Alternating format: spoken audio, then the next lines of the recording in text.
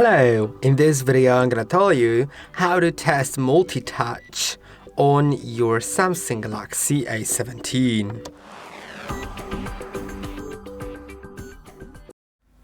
In order to test MultiTouch, you will need to download a special app for it. Go to Play Store, then go to search and search for the MultiTouch tester. Now I think that this first option that I have right here, the MultiTouch test from Easy Labs, is the best one. You can click on install.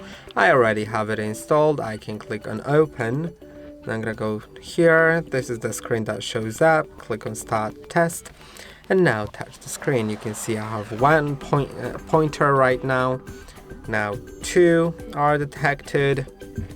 Now 5, you can see I have 5, it shows 5 here and also shows their parameters here. I can also have 10 and it shows you that like after you try doing like a lot, then it shows you the max pointers detected. So yeah, I can even try getting more maybe than that.